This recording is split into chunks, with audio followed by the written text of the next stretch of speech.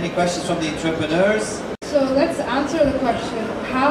When do you know to stick with your guns, and when do you know to take other people's advice? I mean, I'll just give you my experience, and that is basically being able to, what we did is we put together a strong advisory board and partners that were a little bit more, that could take a step back, right? You need to be able to rationally stop and say, is your revenue model working, right?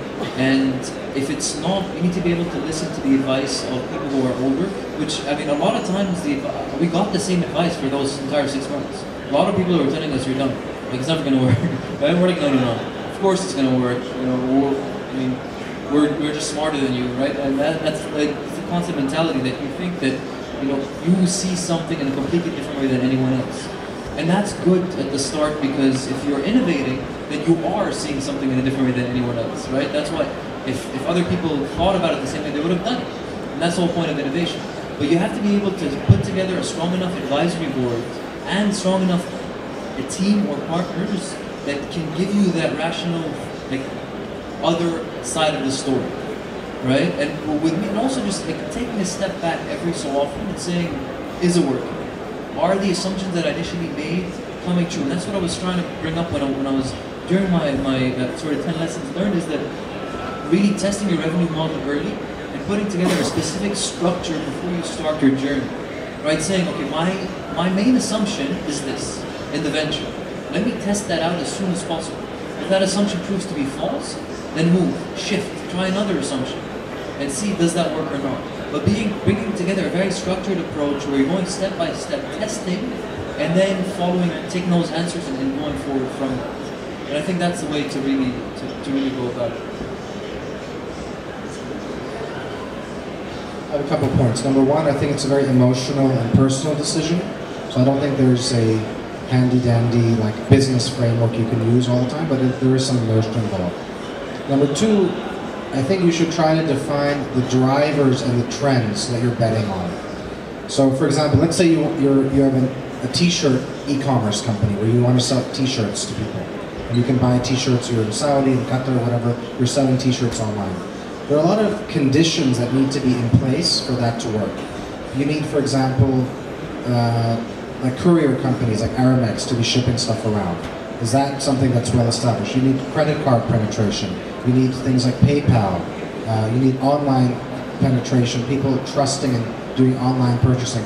There are some ideas which today might seem crazy and unworkable, but in 5 years' time, a lot of the trends and those conditions have completely changed, and that may be very ripe.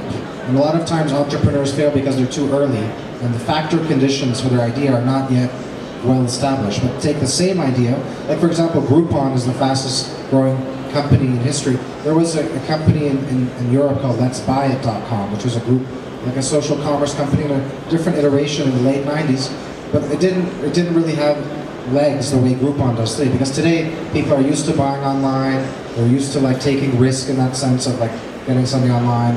You know, there's more social sharing of deals, and all these social networks didn't exist. People have PayPal, people have credit cards, so that whole thing has changed. So I think that's another thing. The third thing, the way you will know whether to stop is when you run out of money. That's a very clear signal. Is either you won't have the money to sustain it, or you won't be able to attract capital. So then you'll know that it's time to stop, because you'll have, you know, grocery bills and electricity bills and your car payments. And if your business can't organically generate revenue and no one's willing to fund it to get you to that point, then there's really no choice, unless you want to live in a cardboard box and continue pushing your business. That's a clear signal that it's time to shift gears. You know? Just on that point, I'm an entrepreneur, and I've been through this roller coaster many times. And again, it's a tricky business. Yeah? So when do you give up and when do you stick in there? So, you know, many times, and one good thing one of my mentors had told me once is that, you know, an entrepreneur is the guy who pays his Visa card with his MasterCard. You know? So juggling between one account to the other, because it's a, you know, it's tough. You know, cash flow is a tough kind of thing to do in the early stages. Right? So there's a lot of instinct that goes with, I think, you know, what we need to do and when to get in, when to get out, when to quit. I hope that we've been able to give everyone a glimpse, some advice, some tips, and thank everyone for being here.